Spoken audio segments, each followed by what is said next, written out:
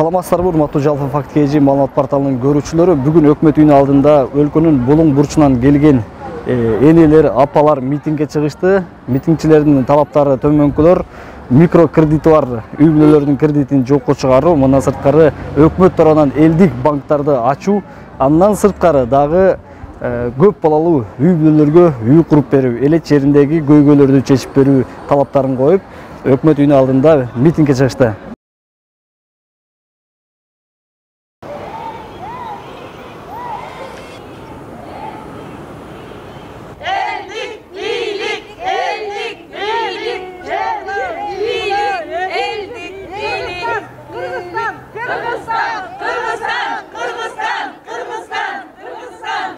Мен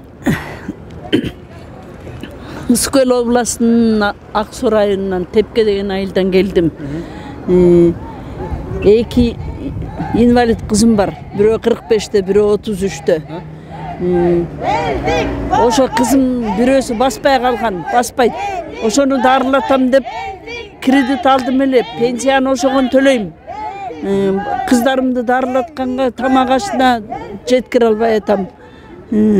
Карган чакта мынтип үйүм да жок, үйүм Төркүндө, ата энемдин эски үйүндө жашайм. Бийликтен эмнени талап кылып атасыздар? Ошондо ошо кредитти ошо жокко чыгарып береби, эмнетип берет, иш кылып жардам берсе деп. Дагы кайсыл анан аймактардан келгендер бар? Сизден башка? Бүт 7 областтан келгендер бар. Баарынын талабы бирдей. Баарынын талабы бирдей. Баарыныкы кредит, үй маселеси. Келиним дагы 6 баласы менен үй жок, отурат мына, же жумуш жок, иштегенге билим жок, жумуш жок. Балам болсо ар кайсы жакта жалданып иштейт. Өзүм болсо чал экөөбүз пенсиядабыз, 2 кыз инвалид. Карган чакта үй жай, анан кызды тиги азыр эми бийликтен бирөө чыгып жооп бербей калса, сиздер кайсы убакка чейин күтө аласыздар балким? Канчага чейин турасыздар? Айлап жылдап турабыз го, кантайбыз эми ушу эмне кыл дейсиңер? Эмнеси болсо да чечип беришсе, айланайындар. Бир жакшылык кылып чечип беришсе элдин көйгөйүн. Карапайым элге үй муктаж дегендиги сөздөр көп, сөздөр камтылган. Себеби бунун ичинде инвалиддер бар, аярлуу топтор бар, жесир аялдар бар, көп бүлөлүү семьялар бар. Ошолорго биз үй талап кылабыз. Кыргыз өкмөтүнөн. Мына 5-октябрда болгон төңкөрүш аябай карапайым элге таасир этти. Мен Жалал Абадтан келдим, Нокен районунан. Өзүм аялдар кеңешинин төрайымы, ошондой эле аялдардын үнүнү жеткизген ошондой эле айылдык кеңеште депутатымын. Мен келүүгө мажбур болдум. Себеби менин өзү үй жайым бар. Бирок мен менен иштешкен көпчүлүк аярлуу топ жесир эжелер, күйөөсү өтүп кеткен аялдарга, көп балалуу энелерге аябай үй муктаж, майып балдарга, майып аялдарга эч ким алардын үнүн эч жака жеткизе албайт. Мен Кыргыз өкмөтүнөн чын жүрөгүмөн шу үйдү талап кылам. Бул урмат ушу биздин убактылуу өкмөттүн аткаруучу Садыр Жапаровго кайрылып кетет элем. Ушул элдин атынан жалпы кредит маселеси боюнча кредит алып мына эл в связи пандемия аябай кыйналып атышат. 3 ай 4 ай карантин болду. Карантин бүтөр менен эле кайра төлөгүлө деп банктар кыйнап атышат да.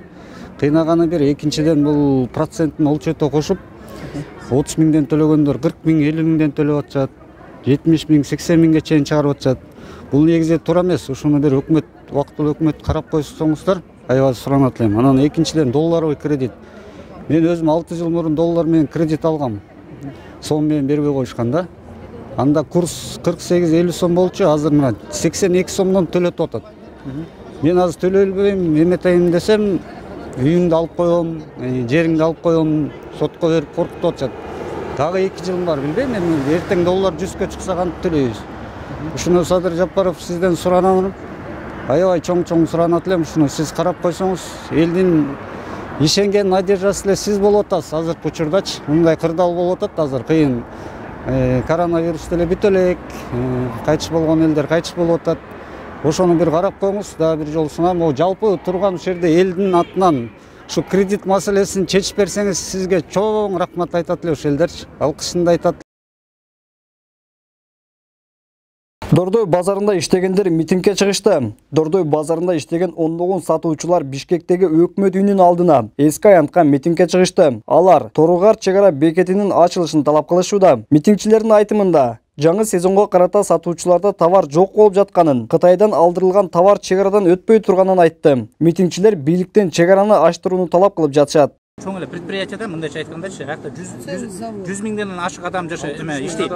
Например, чай саткандар бар, столовойда иштегендер бар, таксисттер бар, тачкисттер бар, коробка чогултуп оокат кылышат. Карапайым эл кыйналып кеткен действительно. Ошонун баардын азыр жумуш жок отурат. Бүт рядтарын бар пустой. Мына биз товарсыз жок, ошо жарым жылдан бери отурабыз. Макул деп келатабыз. Эми акыркы үмүт биз бизнести колдойбуз болот. Бизнес эптеп суудан башын чыгарып чөкпөйлү деп атса, үстүн башты кайра сууга салып атышат булар. Өкмөттөрчү. Улам эле кайра суудан чыгабыз дейт.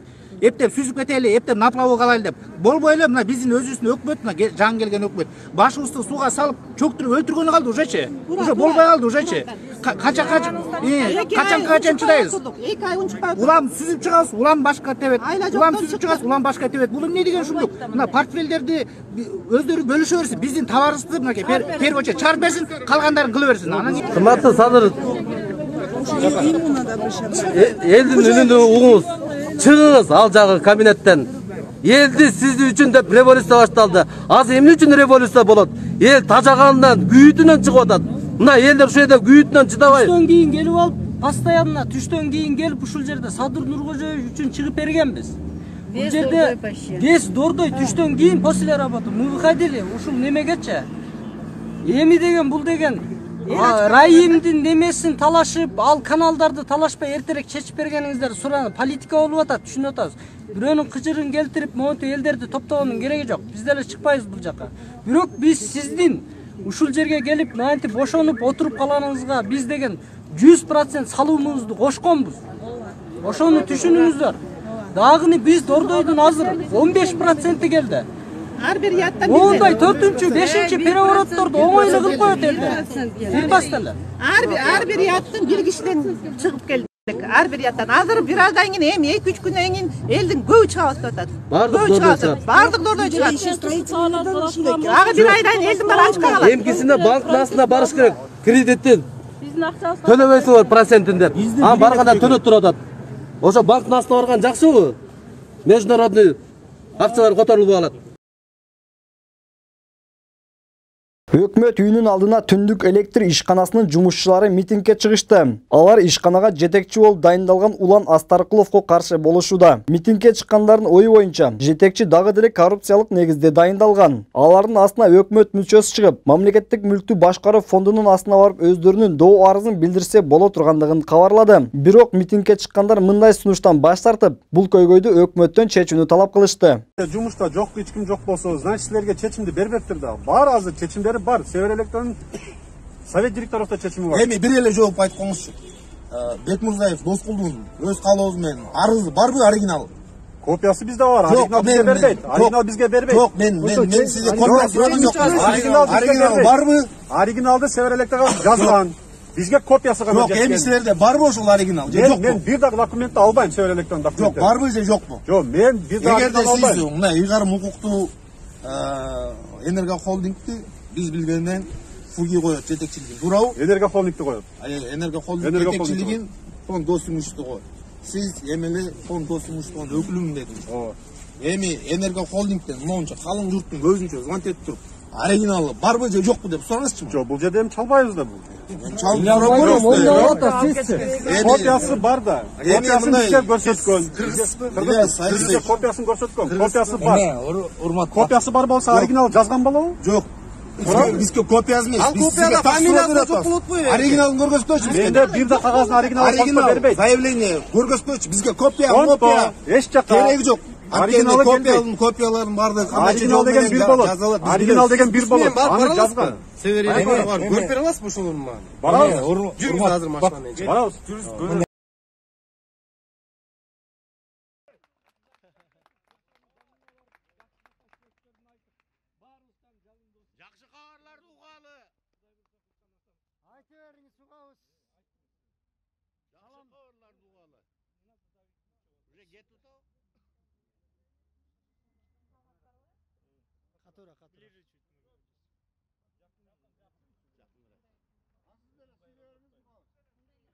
Katurak söylep koysanız katurak.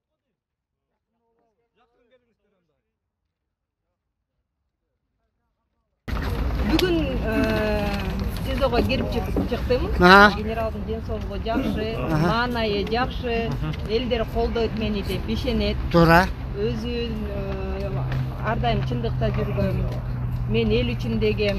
Ошол 4 октябрда ошол выбордун жыйынтыгын уккандан кийин деле мен үйдө жакшынакай отуруп алып, биз бүтүн Кыргызстан утуп кеттик деп отурсам болмок. Бирок мен элдин көйгөйүн көрүп туруп, ушул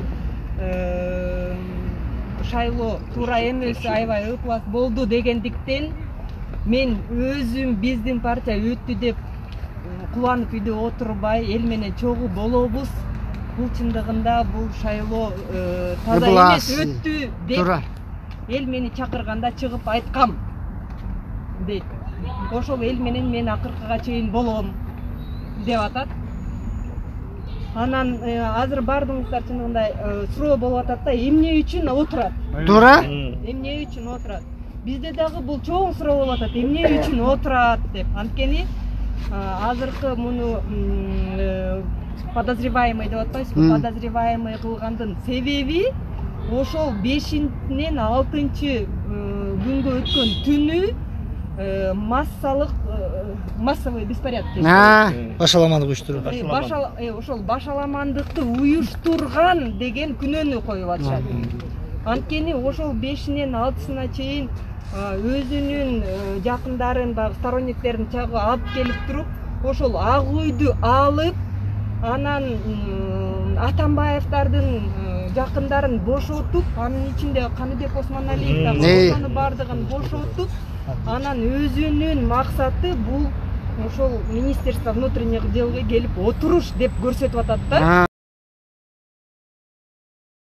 Ак үйдүн алдына айымдар кыймылынын өкүлдөрү өлкөдөгү болуп жаткан мыйзамсыздыкка, саясий куугунтуктоолорго каршы митингге чыгышты. Митингдегилердин бири маркум атактуу каскадер Үсөн Кудайбергеновдун карындашынын айтымына караганда, ал мамлекеттик көзөт кызматынын мурдагы жетекчиси Нурлан Темирбаевдин акталып чыгышына нааразы болуп, ушул жерге келген.